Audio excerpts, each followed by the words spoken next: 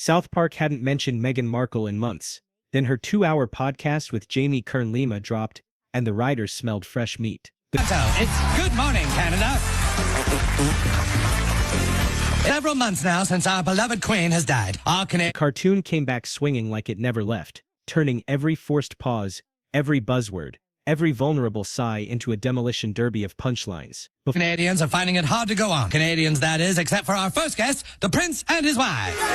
Before the end credits rolled, Twitter timelines were stuffed with side-by-side clips. Real Meghan nodding solemnly over canned wisdom about divine intervention, animated Meghan offering divinely ordered pretzels, while demanding everyone applaud her bravery. Viewers laughed, cringed, then admitted the parody felt truer than the source. We want privacy! We want privacy! I know. Yeah. I know. Yeah. Be the friend that you want in your life, and you do that. I was having the worst day, and I was so sad.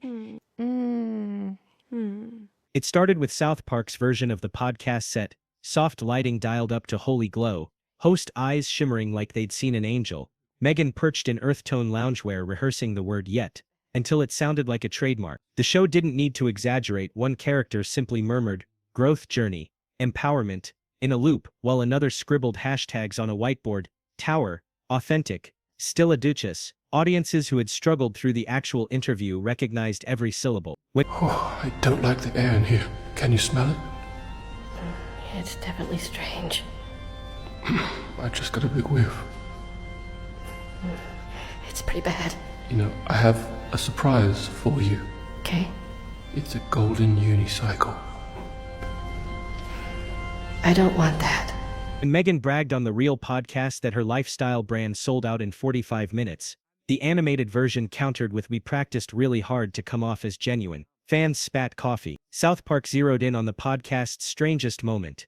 Meghan claiming she writes nightly emails to her kids, so they'll one day see how much she cared. The cartoon pushed the absurdity to its logical extreme. Thousands of unread emails flooding a teenager's inbox while an animated narrator whispers, "Nothing says love like 40,000 notifications from mom." Telling H the other day over breakfast in Montecito, I feel like I've finally found the secret to success. Yeah. Social media exploded with teens joking they'd block their own mothers if they pulled that stunt. The punch landed because the original line already tiptoed the edge of self-parody. South Park simply nudged it off. Validation hunting became the episode's main theme. Every time cartoon Meghan mentioned hardship, background characters rained applause, confetti and inspirational posters. After she compared her struggles to world hunger, a child asked if they could eat the poster because dinner was still a growth opportunity. The gag lasted 3 seconds yet roasted a 2-hour interview built on the same unspoken request, please clap. South Park understood that when vulnerability is staged, sympathy evaporates, and comedy rushes in.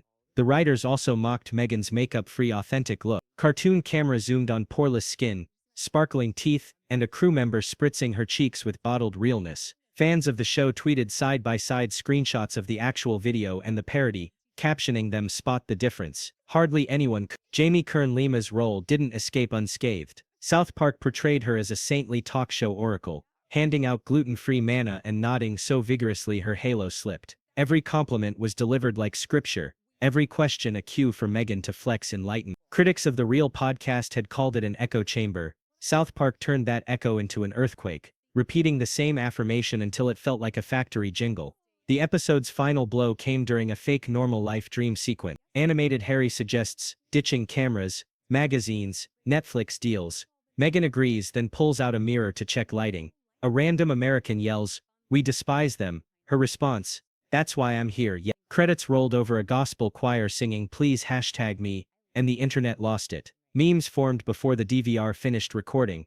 By dawn the clip compilation had 50 million views. Comment threads overflowed with relief that someone finally said what they'd been thinking. The podcast felt like a self-help TED Talk stapled onto a royal pity party. And Meghan, who once believed controlling narrative guaranteed admiration, discovered the risk of turning life into performance. Someone funnier, meaner, and faster can remix it overnight. South Park threw the first punch, but the echoes keep landing. South Park doubled down the very next scene, shifting from podcast parody to a dizzy highlight reel of Meghan's greatest validation quests. On the show, it's so awesome to be here. It's great.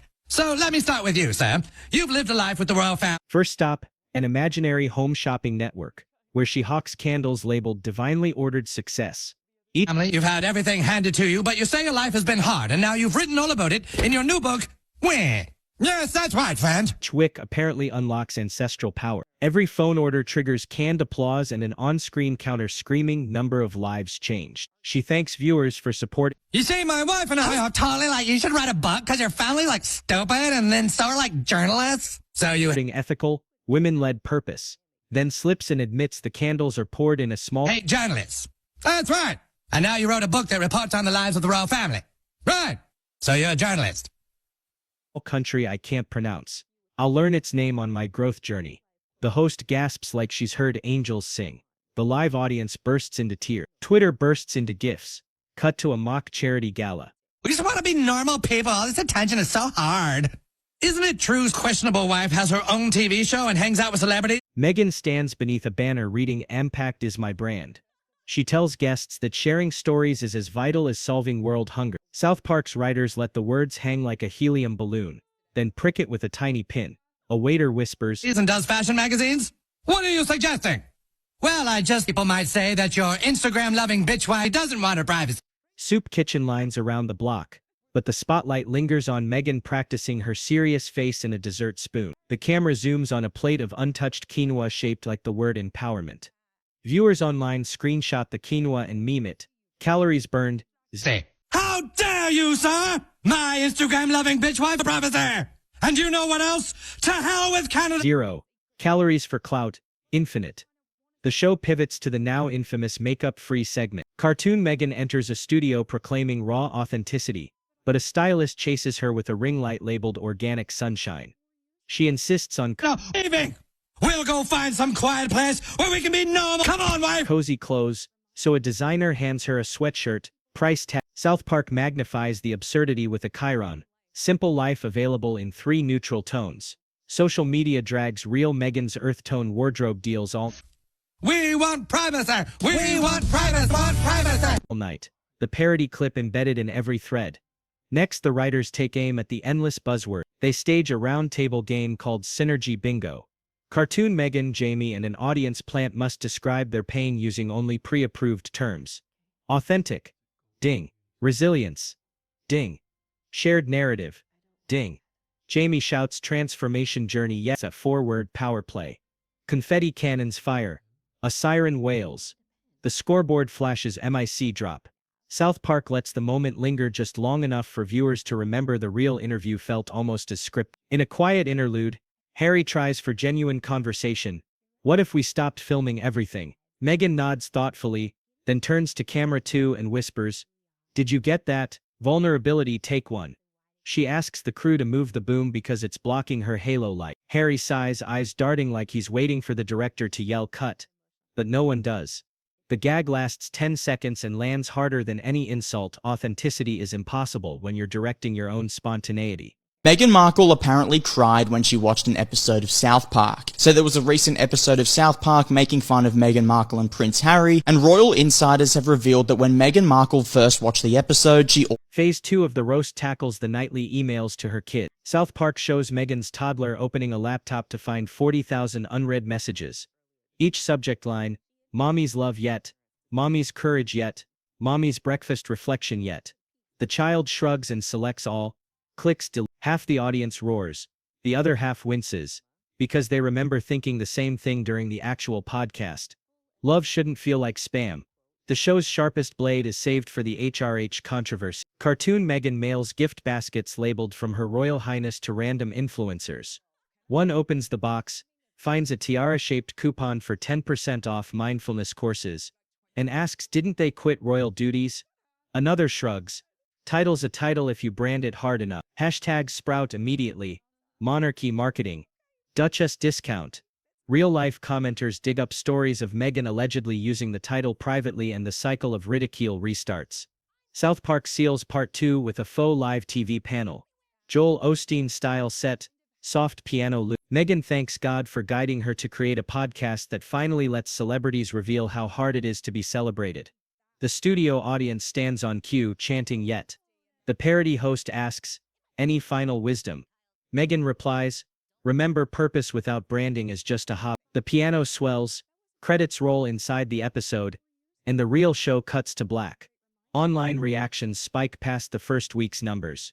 Fans who endured the full podcast confess they fast-forwarded half of it but watched South Park twice. Critics note, Meghan's press team stays silent.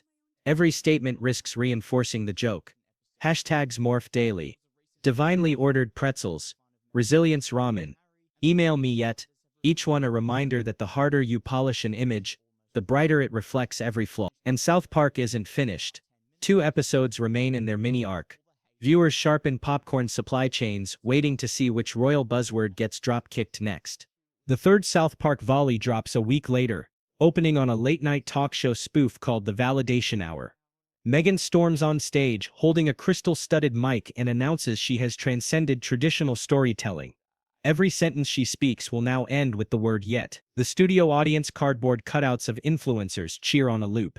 She declares, "My journey is bigger than narrative, bigger than monarchy, bigger than literally any suffering in human history." Yet, a crew member tries to hand her actual charity statistics. She waves them away like fruit flies, then slips into a 10-minute guided breathing exercise, so intense even the animated cameraman falls asleep. Twitter instantly posts the segment under germ breath of privilege. South Park pivots to her fashion activism. Animated Meghan unveils her new Empowerwear line. Sweaters knit from recycled inspirational posters. Every sleeve is stamped with affirmations like humble icon and royal realness. Prices start at $800, but each purchase plants a feeling.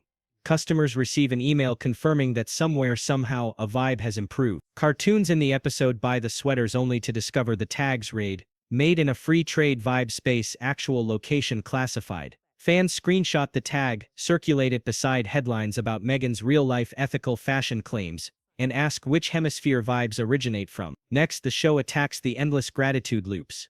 Jamie Kern Lima's cartoon double pops up as a floating hologram, repeating "I see the light around you" until the phrase glitches like a broken Alexa. Meghan nods so violently her halo light flickers. South Park drives the point home by cutting to an audience member clutching a laminated applause for vulnerability sign. She raises it every time Meghan says trauma. By the 5th chorus, the sign girl collapses from arm fatigue, but the applause track keeps rolling. Viewers online start rating every influencer podcast by how many metaphorical sign girls it would require to keep clapping. Then comes the parenting emails gag, cranked to 11. Animated Meghan scrolls through a monitor wall filled with drafts. "To my darling child, today I overcame my own greatness yet. Dear beloved, I conquered haters with grace yet." She selects all, hits send, and the internet grid browns out across South Park's fictional Colorado. Power returns with a notification mailbox full. Her face freezes. She whispers, "They aren't ready for my love." Fans clip the scene next to Meghan's real quote about gifting her kids 40,000 messages at adolescence. Commenters compare it to receiving an entire self-help section as a birthday card.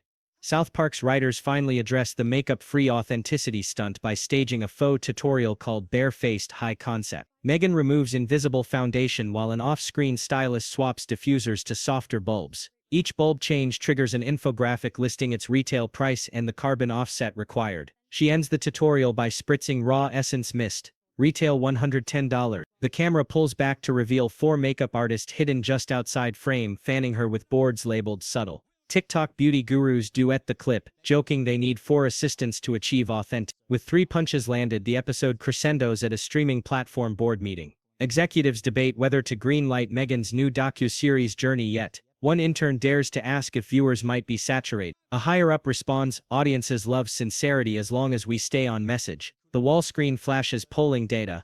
Public fatigue level at 97%. Another exec shrugs, "We'll fix fatigue with a hashtag." They approve 8 episodes, all scheduled opposite reruns of the South Park roast. Reddit threads ignite, betting how many episodes will drop before the project evolves into a meditation app. The episode ends with Meghan backstage staring into a vanity mirror. She practices one more vulnerable sigh, but the mirror cracks, then shatters, revealing another mirror behind it, and another, infinite reflections, each whispering yet. Lights fade, credits roll to a parody ballad titled Brand New Brand. Within hours, Infinite Mirror Yet trends worldwide. By morning, several real-world sponsors quietly distance themselves. Paramount pauses a rumored deal. An indie studio scraps a cameo. Entertainment sites quote market considerations, but everyone knows the numbers. South Park's clip compilations have eclipsed the original podcast's reach. A viral tweet sums it up: when satire tells your truth better than you, you've lost the narrative yet. Meghan's PR team meets at dawn. Ring lights still warm from emergency zooms. A slide deck titled "Ari Claim the Yet" shows sentiment graphs plunging, and South Park clips outviewing her podcast 5-1. Someone suggests an Instagram reel of raw tears. Someone else pitches eco-friendly socks that spell YET across the toes.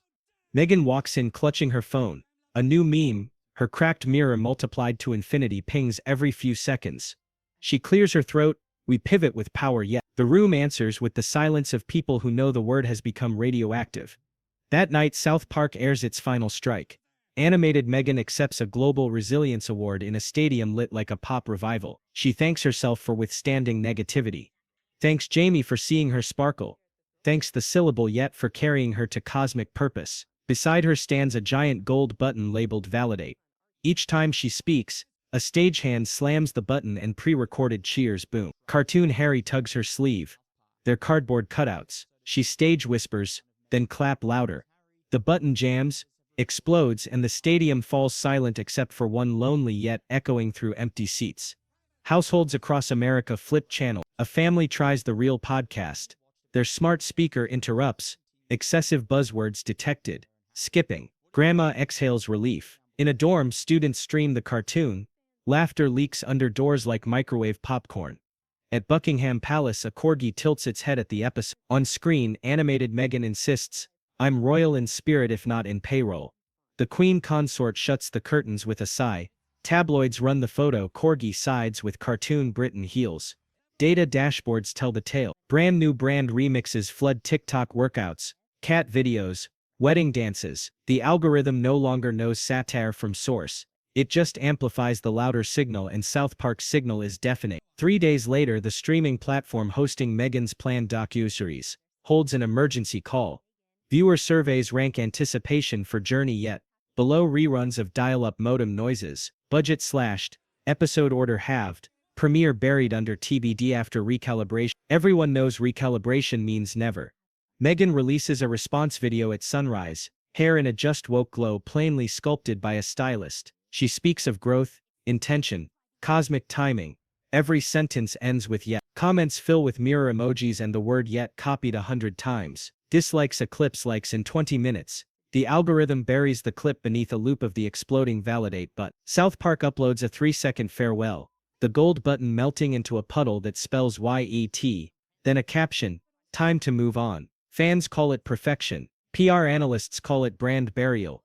Investors quietly scrub Meghan-centric pitches from their deck. Late that night alone, Meghan drafts Isn't it true, sir, that your questionable wife has her own TV show and hangs out with celebrities and does fashion magazines? What are you suggesting?